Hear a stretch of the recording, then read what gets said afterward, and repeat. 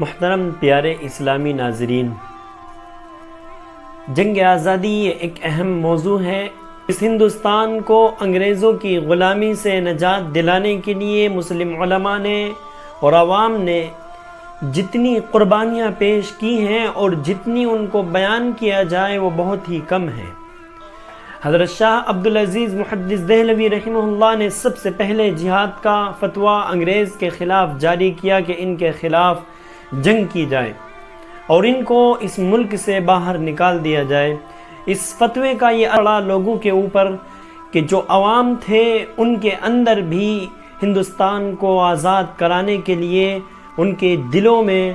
ایک آگ بھڑک اٹھی اور وہ اس ملک کو فتح کرانے کے لیے اور اس ملک کو آزاد کرانے کے لیے میدان میں نکل پڑے۔ اور اسی کے درمیان تحریک بالا کوٹ چلی۔ سرہند کے اندر میدان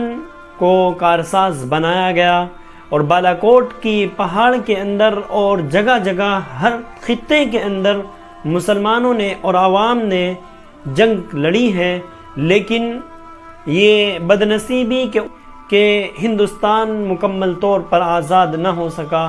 اور یہاں سے انگریز مکمل طور پر نہیں نکل سکا تھا۔ پھر اس کے بعد سن 1857 عیسوی کی جنگ آزادی میں علماء کرام کی موجودگی میں اور ان کی سرپرستی میں شاملی کے میدان کے اندر ایک جنگ لڑی گئی، جس کے اندر سے علماء کرام شہید ہوئے اور بہت سے علماء کرام زخمی ہوئے۔ اور اس جنگ کی قیادت کرنے والے کوئی اور نہیں وہ بلکہ ایک بوری نشین عالم دین حضرت مولانا امداد اللہ مہاجر مکی رحمۃ اللہ علیہ تھے۔ اسی جنگ کے اندر حضرت حافظ ضامن شہید رحمۃ اللہ علیہ ان کو شہید کر دیا گیا اور اسی جنگ کے اندر بہت سے بڑے بڑے علماء کرام زخمی کیے گئے، جن میں سر فہرست حضرت مولانا قاسم نانوتوی رحمۃ اللہ علیہ ہیں۔ اور اسی جنگ کے اندر نہ جانے کتنے علماء کرام کو زخمی کیا گیا اور شہید کر دیا۔ اس جنگ کے اندر جب علماء کرام شہید ہو گئے اور ان کو زخمی کر دیا گیا تو اس جنگ کے اندر ان کو کامیابی نہ مل سکی اور وہ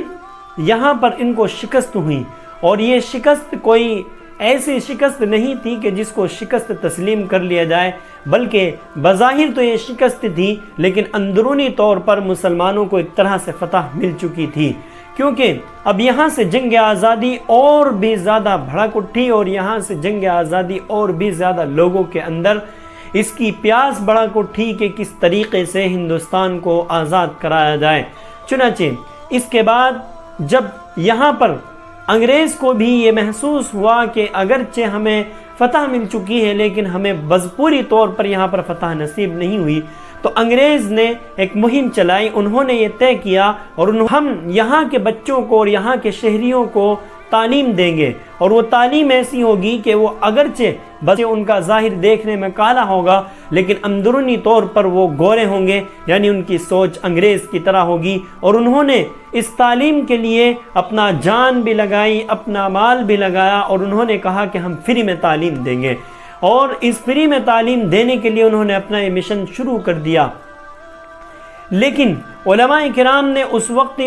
ان کی اس سوچ کو بھانپ لیا اور انہوں نے اس سوچ کو بدل دیا، اور علماء کرام نے یہ کیا کہ سن 1866 عیسوی کے اندر دارالعلوم دیوبند کی بنیاد ڈالی، اور دیوبند کی گمنام بستی کے اندر جو شہر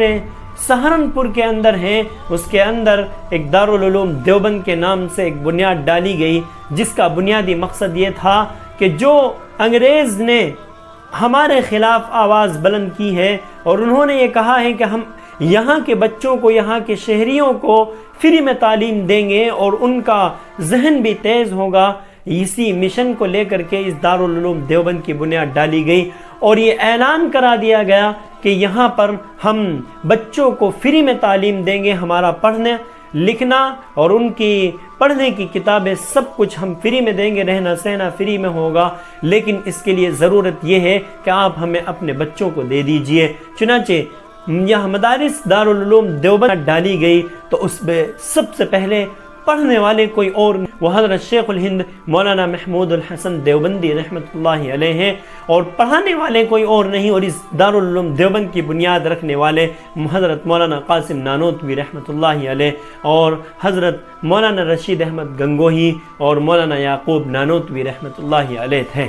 انہوں نے اس دارالعلوم دیوبند کی بنیاد ڈالی، اور اس کا بنیادی مقصد یہی تھا کہ 1857 عیسوی میں ہم انگریز سے جنگ ہار گئے ہیں، ہم ایسے افراد اور ایسے نونہالوں کو پیدا کریں کہ جو اس ملک کی آزادی کی آگ لے کر کے اٹھیں، اور اس ملک کو آزاد کرانے کے لیے ان کے اندر اور ان کے دلوں کے اندر ولولہ موجود ہو۔ چنانچہ یہی ہوا، اور اس دارالعلوم دیوبند یہ اپنے اس بنیادی مشن کے اندر کامیاب ہوا۔ چنانچہ پہلا فرد جو دارالعلوم دیوبند کا ہے وہ حضرت مولانا محمود الحسن دیوبندی رحمۃ اللہ علیہ، شیخ الہند رحمۃ اللہ علیہ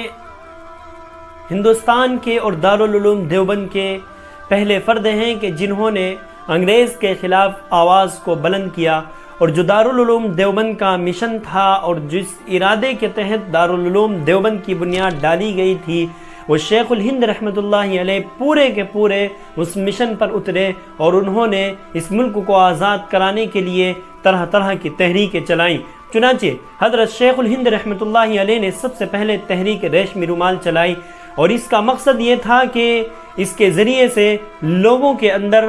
آزادی کی فضا کو بھڑکایا جائے، اور ہندوستان کو آزاد کرانے کے لیے انہوں نے یہ تحریک چلائی تھی۔ اور اگر یہ تحریک کامیاب ہو جاتی تو نہ جانے کتنے سال پہلے ہی ہندوستان آزاد ہو چکا ہوتا، لیکن یہ تحریک ناکام ہوئی، اور اس کی وجہ سے حضرت شیخ الہند رحمۃ اللہ علیہ کو قید ہونا پڑا، اور حضرت شیخ الہند رحمۃ اللہ علیہ کو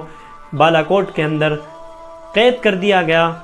جیل خانے کے اندر قید کر دیا گیا، اور آپ کے ساتھ آپ کے شاگرد رشید حضرت مولانا حسین احمد مدنی رحمۃ اللہ علیہ بھی آپ کے ساتھ موجود رہے۔ حضرت شیخ الہند اور حضرت شیخ الاسلام مولانا حسین احمد مدنی دونوں نے وہاں رہ کر کے قید و بند کی صحبتیں برداشت کی، اور وہاں آپ نے اتنی مشقتیں جھیلی، اتنی مشقتیں برداشت کی کہ اگر ان کو بیان کیا جائے اور آنکھیں نم ہو جائیں کہ آپ نے کیسی کیسی مشقتیں وہاں پر جھیلی ہیں۔ آپ اگرچہ تحریک ریشمی رومال ناکام ہو گئی، لیکن پھر بھی مسلمانوں کے اندر اور علماء کرام کے اندر جذبہ جہاد ابھی ختم نہیں ہوا تھا، اور جذبہ آزادی ابھی ختم نہیں ہوا تھا، بلکہ ان کے اندر جذبہ جہاد اور بھی بڑھک اٹھا، اور پھر مسلم علماء کرام نے یہ کیا کہ کسی نہ کسی طریقے سے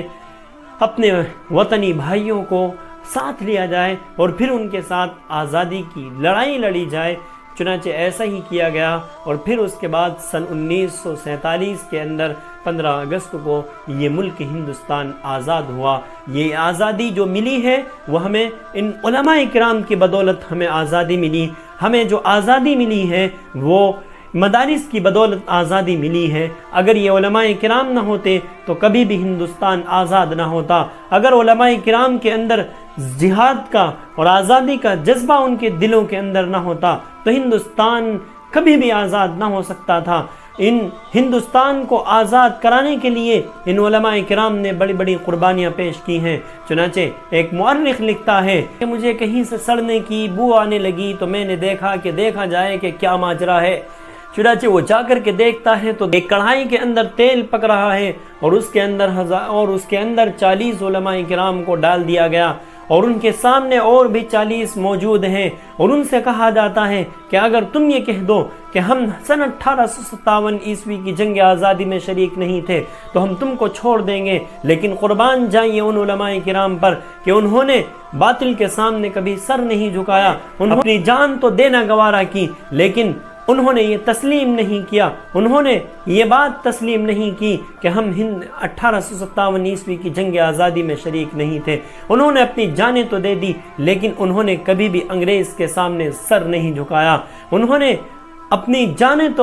جانوں کا نذرانہ تو پیش کیا، لیکن کبھی بھی انہوں نے اپنے ملک پر آنچ آنا گوارا نہ کی۔ انہوں نے اپنی جانیں تو دے دی، لیکن کبھی بھی اس زمین پر اور اس ملک ہندوستان پر آنچ آئے انہوں نے کبھی بھی اس کو گوارا نہیں کیا۔ اور مورخ لکھتا ہے کہ نہ جانے کتنے علماء کرام کو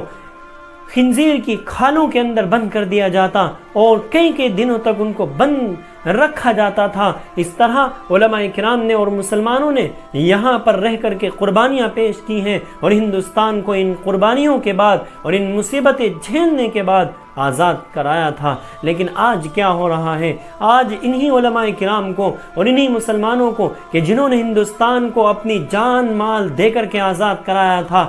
آج انہیں اسی ملک سے باہر نکالنے کی کوشش کی جا رہی ہے، اور علماء کرام کو اور مسلمانوں کو طرح طرح سے نشانہ بنانے کی کوشش کی جا رہی ہے، اور یہاں سے مدارس اور مساجد کو مٹانے کی کوشش کی جا رہی ہے۔ یاد رکھیے کہ یہی مدارس تھے کہ جن کی بدولت ہندوستان کو آزادی ملی، یہی علماء کرام تھے کہ جن کی بدولت ہندوستان انگریز کی غلامی سے آزاد ہوا۔ اگر یہ علماء کرام نہ ہوتے، اگر یہ مدارس نہ ہوتے، اگر ان مدارس کا وجود نہ ہوتا، اور اگر یہ مسلمان نہ ہوتے، تو ہندوستان کبھی بھی آزاد نہ ہوتا۔ یہی بدولت ہے کہ آج ہم اور آپ اس ملک کے اندر رہ کر کے آزادی کے ساتھ زندگی گزار رہے ہیں، ورنہ نہ جانے ہم کب سے غلام ہوتے اور ہم غلامی کی زندگی گزار رہے ہوتے۔ اس لیے یہ بڑی سعادت ہے، ان علماء کرام کی بدولت ہے، اور ان مدارس کی بدولت ہے، اور ان کا خاص فضل ہے کہ ان کی وجہ سے ہمیں آزادی کی زندگی مل رہی ہے۔